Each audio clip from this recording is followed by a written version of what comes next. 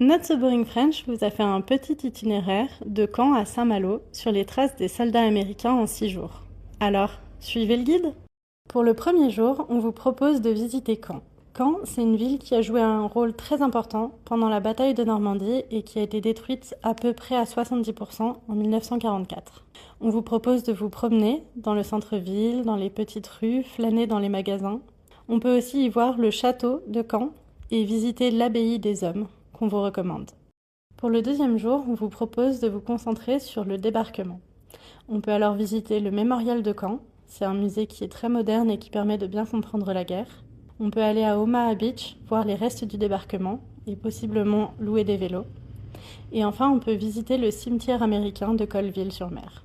Pour le troisième jour, on va faire un tour au niveau de Arromanches-les-Bains et voir le port artificiel qui a été construit pendant la guerre. On a la possibilité de faire une visite en canoë autour des blocs aussi. Il y a la possibilité de faire la visite du musée du débarquement, pareil qu'on vous conseille. Et puis il y a un cinéma à 360 degrés qui permet de regarder des films en expérience très immersive. Pour ce qui est du quatrième jour, on fait un retour plutôt dans la nature. On vous conseille d'aller visiter la pointe du Hoc, qui nous permet d'aller voir les cratères des bombes et les bunkers. On peut aussi aller visiter la batterie d'Asville. On y découvre les tunnels où les Allemands gardaient leurs armes. Et puis on peut faire un tour en jeep militaire dans les campagnes et sur les falaises. Et enfin on peut finir la journée avec une petite promenade dans la nature avec vue sur la mer. Le cinquième jour sera consacré au Mont Saint-Michel.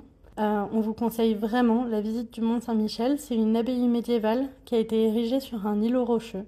Le mont et la baie qui est tout autour est classée au patrimoine mondial de l'UNESCO et c'est vraiment une très jolie ville à voir. Et enfin, pour le sixième et dernier jour, on vous conseille Saint-Malo. Alors Saint-Malo, c'est une ville corsaire qui a été occupée dès 1940 par les Allemands. Elle a été transformée en forteresse allemande dans le cadre du mur de l'Atlantique. Et en août 1944, la ville a été fortement bombardée par les Alliés et presque détruite. Voilà, notre petit tour de la Normandie se termine ici.